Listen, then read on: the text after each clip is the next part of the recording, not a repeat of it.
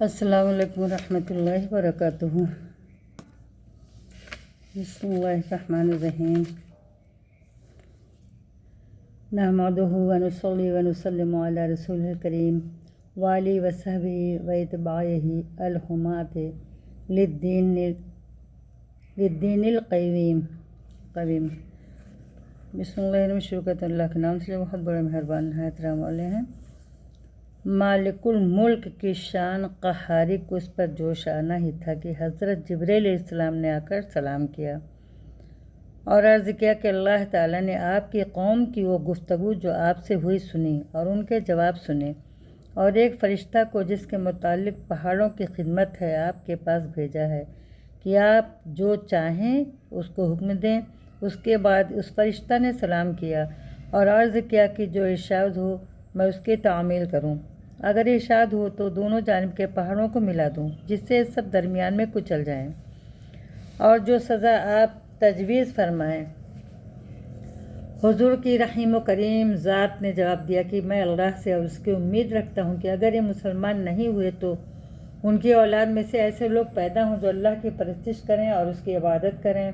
یہ ہے اخلاق اس کریم ذات کے جس کے ہم لوگ نام لیوا ہیں کہ ہم ذرا سی تکلیف سے کسی کی معمولی سی گالی دینے سے ایسے بھڑک جاتے ہیں کہ پھر عمر بھر اس کا بدلہ نہیں اترتا، ظلم پر ظلم اس پر کرتے رہتے ہیں اور دعویٰ کرتے ہیں اپنے محمدی ہونے کا، نبی کے پیرو بننے کا۔ نبی کریم صلی اللہ علیہ وسلم اتنی سخت تکلیف اور مشقت اٹھانے کے باوجود نہ بد دعا فرماتے ہیں نہ کوئی بدلہ لیتے ہیں۔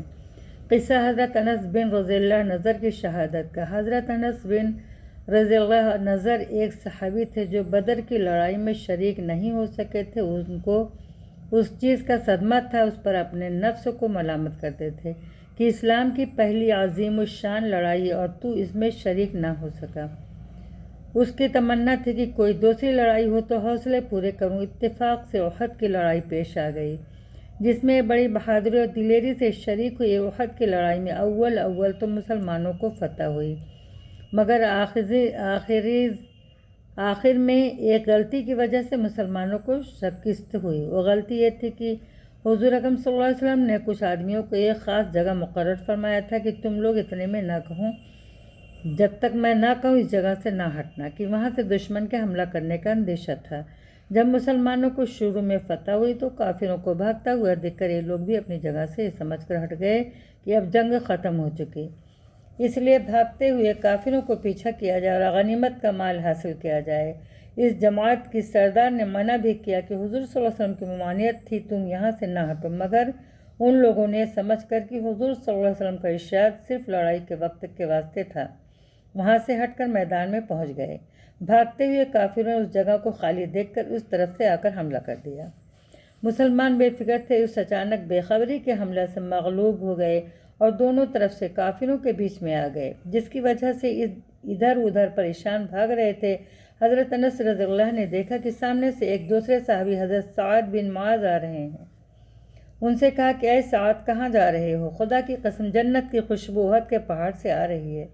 یہ کہہ کر تلوار تو ہاتھ میں تھی ہی کافروں کے ہجوم میں گھس گئے اور اتنے شہید نہیں ہوئے واپس نہیں ہوئے، جب تک شہید نہیں ہوئے واپس نہیں ہوئے۔ شہادت کے بعد ان کے بدن کو دیکھا گیا تو چھلنی ہو گیا تھا، 80 سے زیادہ زخم تیر اور تلوار کے بدن پر تھے۔ ان کی بہن نے انگلیوں کے پوروں سے ان کو پہچانا۔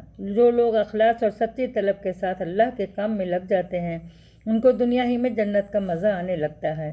یہ حضرت انس رضی اللہ زندگی ہی میں جنت کی خوشبو سونگھ رہے تھے۔ اگر اخلاص آدمی میں ہو جائے تو دنیا میں بھی جنت کا مزہ آنے لگتا ہے۔ میں نے ایک معتبر شخص سے جو حضرت اقدس مولانا شاہ عبد الرحیم صاحب رائے پوری رحمۃ اللہ علیہ کے مخلص خادم ہیں، حضرت کا مقولہ سنا ہے کہ جنت کا مزہ آ رہا ہے۔ فضائل رمضان میں اس قصہ کو لکھ چکا ہوں۔